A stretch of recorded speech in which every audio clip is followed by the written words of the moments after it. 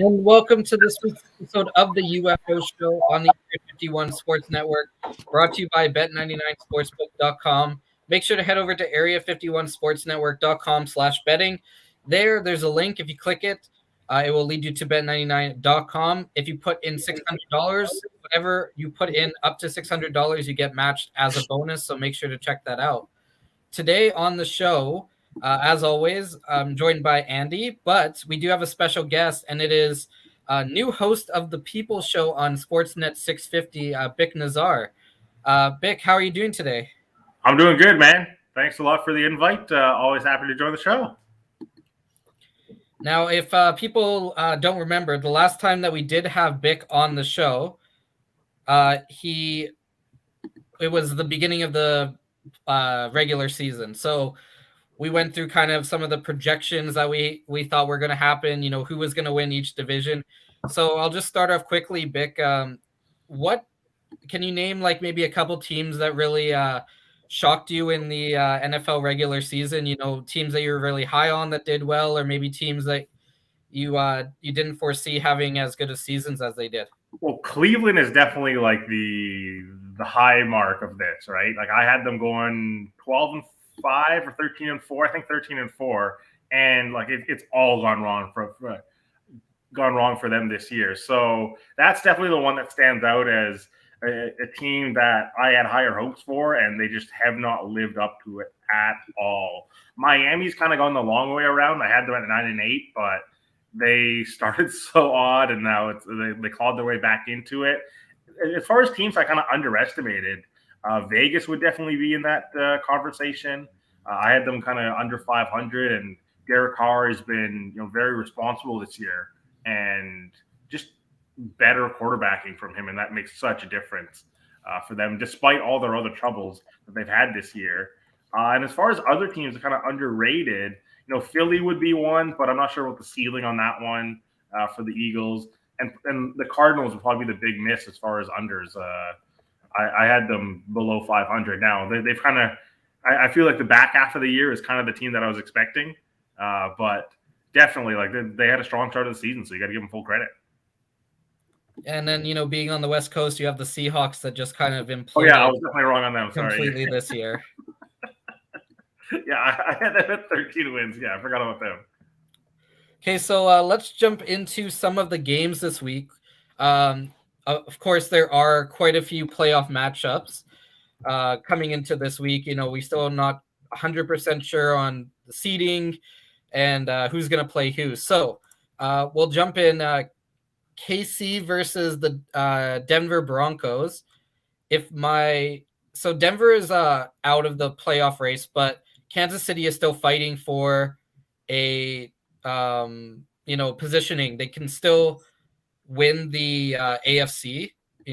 If Tennessee loses, and I believe the Bengals lose, they can win the NFC, somewhere around that. So KC's at minus 650. Do you think that the Broncos can play spoiler, even though they're out of the playoff race? Broncos are at least like an interesting team, right? Because they can make things difficult. Now they're 7-9 on the year. It probably didn't go as well. They're having to start, Drew Lock out there. So because of the quarterback situation, probably not. But they at least have the defense to make things frisky for Kansas City. But the problem is like the way the Chiefs are going right now. It took a while, but here we are. Like we're at the end of the year, final week. And I think now there's finally a team to actually fear. We've talked about, hey, no great team this season in the NFL. I think the Chiefs finally have kind of sent that message of fear back in everyone that, hey, like the defense is sorted out, and now you're going to have to deal with like real Mahomes and real offense, and good luck keeping up to us. So we'll jump over here to a game that in the AFC North, the Baltimore Ravens versus Pittsburgh Steelers. So Baltimore we have at minus 225 with the spread at minus 5 for Baltimore. This one is going to potentially have some playoff ramifications because a win could vault them into the playoffs depending on how the rest of the games shake out. So Who do you have in this one? Do you think that Big Ben can win one final regular season game under the Steelers? It's kind of in the cards, isn't it? That like this guy, has a swan song at Heinz Field, and we all just kind of think that's the last game. And I don't know, maybe they get a wild card game, and maybe they win, and another wild card team wins, and they can host a game, whatever it is. But it's set up in a way that you kind of think if Lamar Jackson doesn't play, I kind of look at this and say, is this kind of a spot where the Steelers can take advantage? The last I looked, he didn't practice today, and Thursday practice is a big deal. We'll see what happens tomorrow, obviously, but I don't really understand. Like last I looked, it was the Ravens were 5-point favorites, and I'm a little surprised just because Tyler Huntley. It's like, okay, cool, but you want your star quarterback in there, and Lamar Jackson. If he's out, this Steelers defense the last couple of weeks has been okay, and I just think for Baltimore, I know it's a marquee game, for the last game of the year, but they've had so many things go wrong for them, and they've never really had stable footing out throughout the course of the year. It just feels like, hey, write-off season, and it might get punctuated by Steelers, their biggest rival, kind of putting the final dagger in the coffin for them. Now, this Green Bay-Detroit game, Green Bay, Detroit is one of the worst teams in the league. Green Bay is one of the best teams in the league. But it's interesting because they have Green Bay only at minus 180 with a -4, and they're the favorites by 4 points. Now, this is going to play into a lot of betting factors of, will they sit players? Will they not sit players? Mm-hmm. So if Green Bay does sit players, which we're 100% expecting, do you see possibility that Detroit does beat them? It would be fun, wouldn't it? The Lions getting a massive win, because I think this is about tiebreakers too, right? Because the Packers beat the Rams, and I don't think the Bucks and Packers played this year. Andy, you're the Packers guy. They didn't play this year, did they? No, they didn't. But the Packers have the 1 seed locked up. Yeah. So they have the bye. So, I don't expect Rodgers to play. I don't expect Adams to play very much. Maybe Bakhtiari plays a half at left tackle just to get back into it. But the Lions, this is probably like their Super Bowl, for kind of a bad phrase. Like if they can beat the Packers. The Packers back up that, right? I like those odds at plus 150. Like I don't know if more than 10 starters play for the Packers total. Because the weird thing with the Lions is they're not very good, right? Like we're very aware that they're not very good. But even last week, they still went out and competed, and that's the one credit I'll give Dan Campbell this season. And to be honest, I'll also give that credit to Coach Culley over in Houston. Like those teams aren't very good, but those teams haven't quit at all, and that's a big step forward for those programs considering where they were last year to where they are now. It's about injecting some talent in there. Now, the Lions, I would say, have done a better job of it than the Texans because it's just draft capital and you try to find some right guys in there. But it's if you're looking for underdog picks, that's kind of interesting. Now, the Packers have done such a good job of just integrating new guys into the lineup, whether it's in the offseason or during the course of the year, that it just everything's so seamless. But I do look at it and I say, if you give me a team, an underdog, especially a home underdog that is willing to compete for 60 minutes, like I'm interested in that line every single time. Yeah, I completely agree. Like you said, at least we know that Detroit's going to play hard. A lot of those players on Detroit are playing for jobs either in Detroit or in, other contracts around the league where, Packers have a few guys who may be playing for contracts next year, but they have nothing to gain out of this game. They're basically going in there to make sure nobody tears an ACL and misses the playoffs. So plus 150 at home, those are good odds for Detroit, in my opinion. And that wide receiver started to break out there too in Detroit. Amon-Ra St. Brown out of SC, who's, for me, I think I had a second or third round grade on him, and he's really turned it up. I think he's just clipped 800 yards this year. So he's having a strong season, or 600 yards, sorry. He's having a strong season. And it's nice to see that finally there's some talent there in Detroit, because nobody wants Detroit to be this bad for this long. No. No, So what we'll do is we'll touch on one final game for this week, and it's the big one. It's the game to decide who makes the playoffs, the LA Chargers versus the Las Vegas Raiders. So the Chargers are at minus 155, and they're favored by 3 points. Now, there is a weird way that both teams can make it in, and it's like if the Jaguars beat the Colts and then these two teams tie, then both of them make it into the playoffs somehow. Now, I don't think that you should put money on that on that happening because odds are like I don't know what the odds would be on that, but they're very low. But who do you see I guess winning in the final game and booking their playoff spot? Look, so often in this, in tough matchups, I'll just go to the quarterbacks and I'll go to the head coaches and who has the edge in that. And I think the Raiders have done an admirable job here on the back end of the season post Gruden. But like Brandon Staley to me has done a great job in his first year. Justin Herbert is a star in this league. To me, might be he might play the position like being a quarterback. He might do it better than Mahomes. But Mahomes is just so fashionable, makes so many crazy throws that as a guy who plays that position, he gets all the highlights and everything like that. But as far as like play, like hitting your drops, all that sort of stuff, Herbert might be the best in the league. It's really stunning. So I'll take the quarterback and coach combo. I know it's 3 points. They might not crest it, but I'll shade towards the coach and the quarterback. And I kind of think the Chargers come out on top in this. Yeah, I agree. Like you said, Herbert's a better quarterback. Take the quarterback. I do want to circle back, though, Adam, to Indianapolis, Jacksonville. Now, reason I want to circle back here is Jacksonville's plus 900, and the Colts have not won in Jacksonville since 2015. So, listen, I know a lot of things change year to year on teams, but plus 900 for Jacksonville to win. Indianapolis had a real tough time in Jacksonville. That might be something worth putting $5 or $10 on just because the odds are so good. Yeah, the odds are astronomical. The Colts look like they're just rolling right now. And more importantly, I think the Jaguars are just such a mess right now. They're just such a mess. And even after the coaching change, they didn't really get that coach balance because it just strikes me as a bunch of guys that are just, look, we can't do anything about it. It's so much scar tissue on a bad season. How do we just move on? It's 2-14. You were asking me earlier, guys, teams that I was wrong on. I think I had them at 6 or 7 wins this year, just because I thought there would be enough talent here, and it didn't manifest. It didn't gel at all.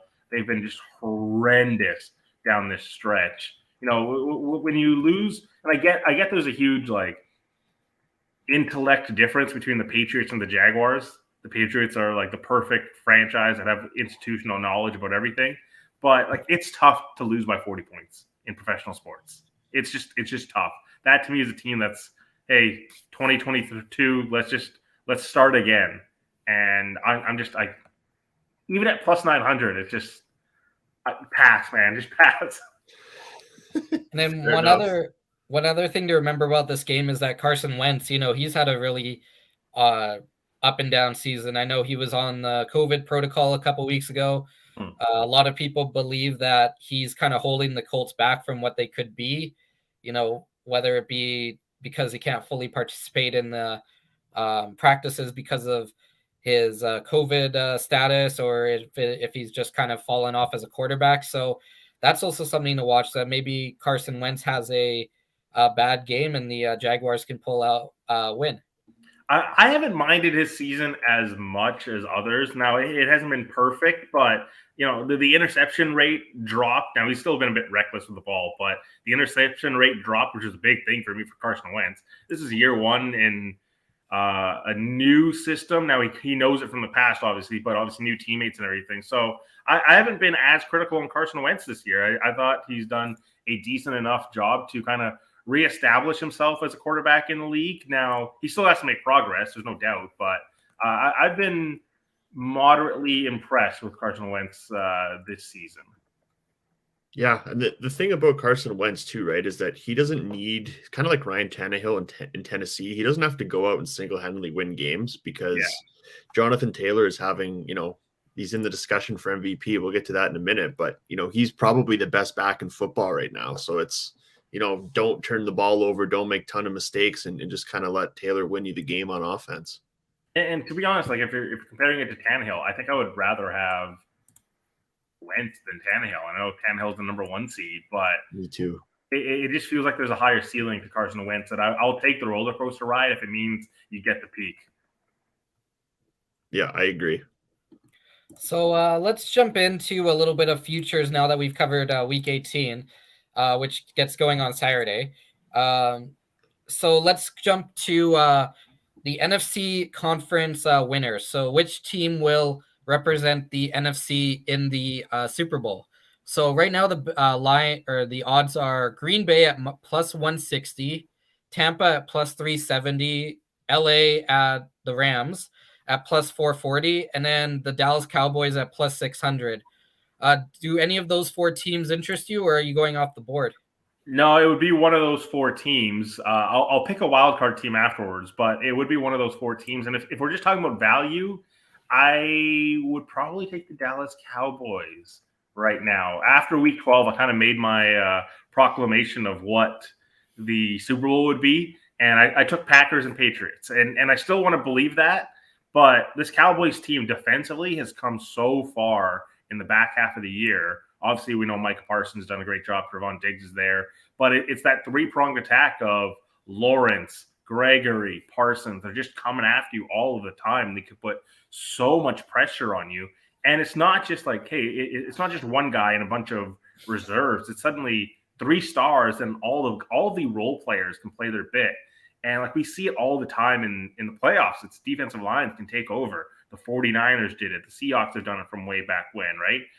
The Panthers have done it with their defensive front.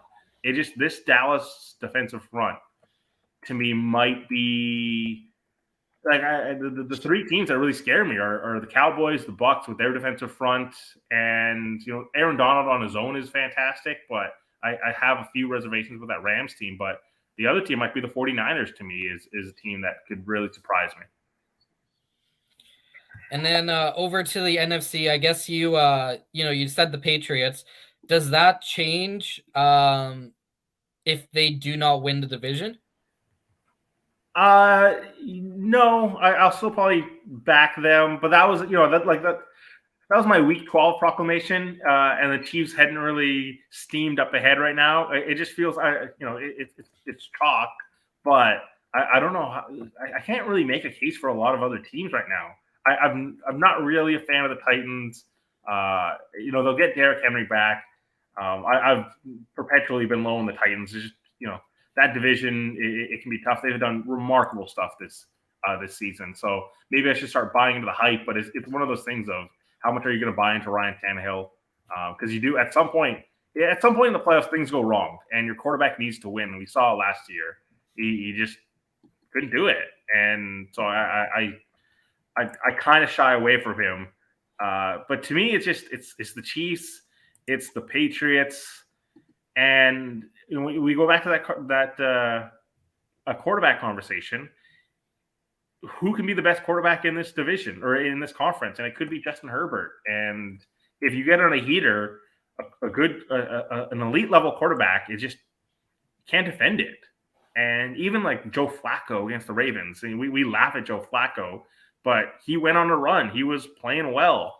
Justin Herbert could replicate that for sure and just kind of put the Chargers on his back. And I would be backing the quarterbacks in this conference, and how you stack that out.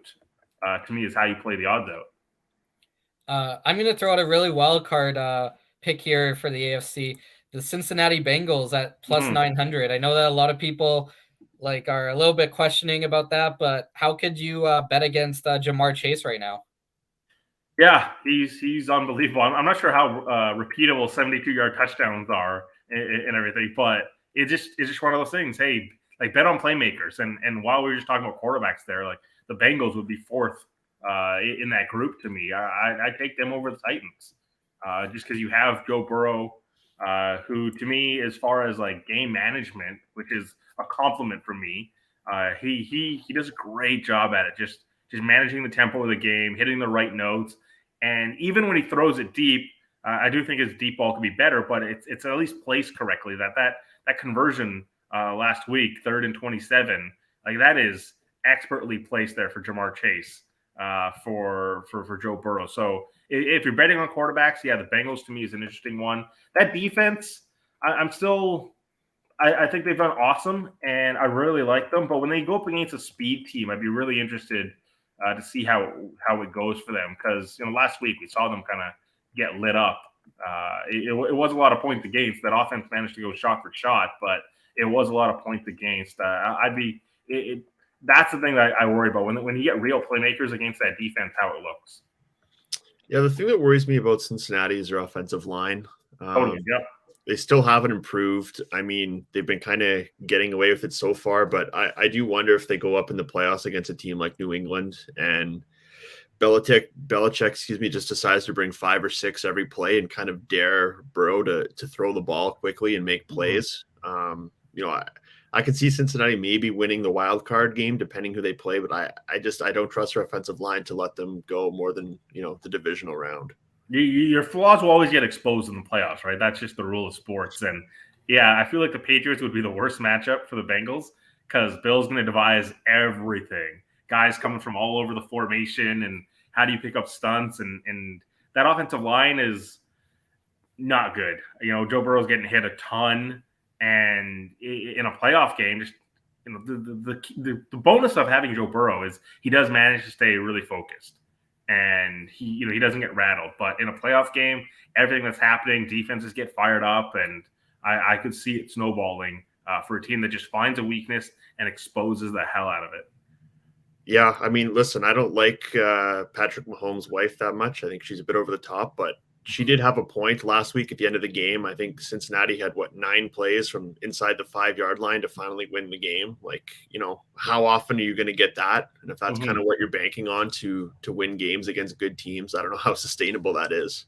And look, they played the Ravens with their practice squad in, and they've had the easiest pass schedule. I still think Burrow's awesome, but it's like they're less than a month removed from that Broncos game where it was 16-10 or 15-10.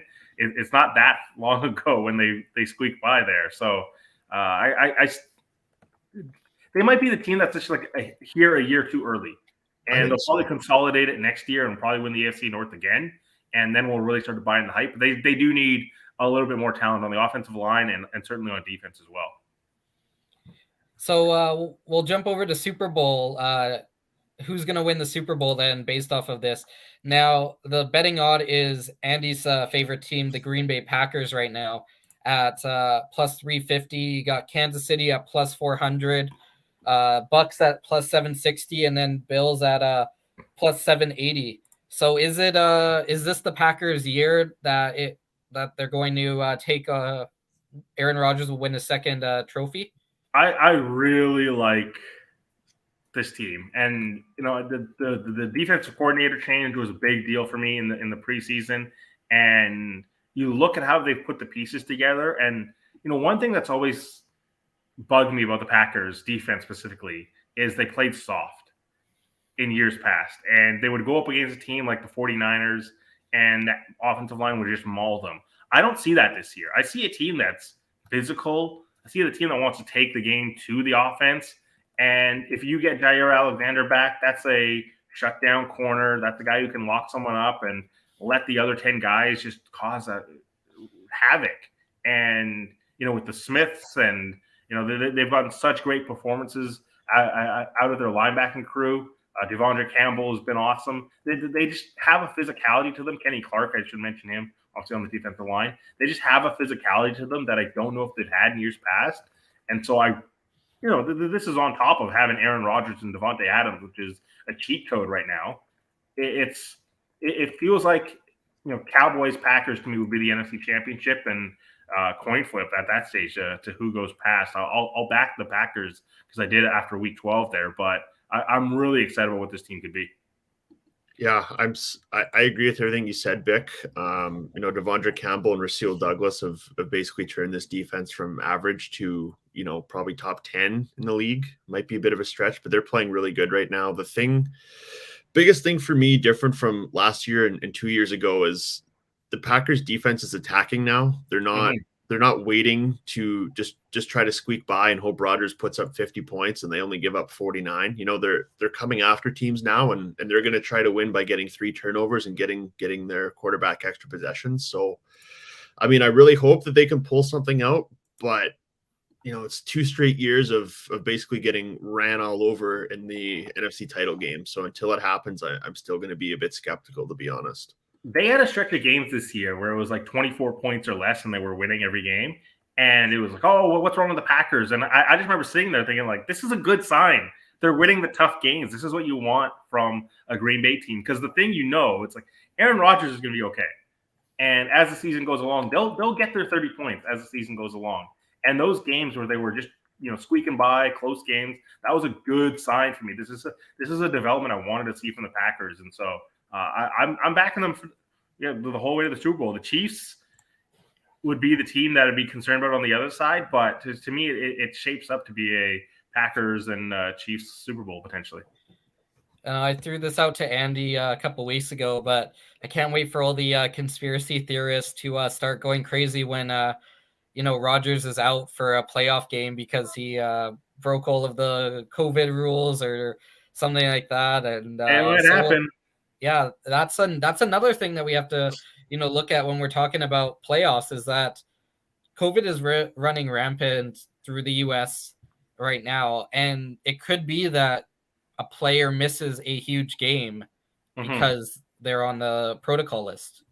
Yeah, but I mean, good luck predicting that, right? Yeah. It for the case you want to make of not to take a heavy favorite, you could make the case of, well, what if Dak misses, and then who cares if Cooper Rush is throwing passes, right? It's so hard to predict. If it happens to you, then it happens to you, and that's really unfortunate. But you just gotta stomach it. I mean, the thing I will say with these revised NFL rules is that Rodgers doesn't have to be tested for, I think it's 90 days since his positive because he's had the virus. So if you look at that timeline, that leaks him right around Super Bowl. So, you would think that unless he's sick in bed, can't get out of bed, he's probably going to be playing because he doesn't have to test. Therefore, he can't test positive. So in a weird kind of way, it's almost sort of a benefit that he did get COVID when he did, because it means he doesn't have to do any more testing. No, for sure. It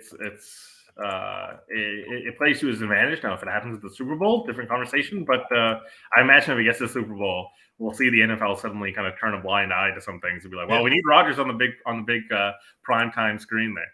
Exactly. Nobody's tuning in to see Jordan Love. Yeah. So speaking of Rodgers, this is another highly talked about debate in the MVP race. So Bet99 does have him at minus 455. Tom Brady's at plus 540, and then Jonathan Taylor's at plus 1,100. Now, we've already heard of at least one voter, I believe they were a voter, saying that they wouldn't vote for Aaron Rodgers because of everything that happened this season.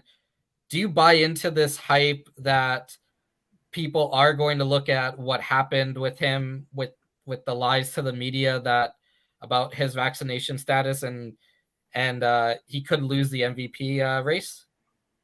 So I've said this on our station too. If it was between Rodgers and another guy and it was a tie, I would choose the other guy.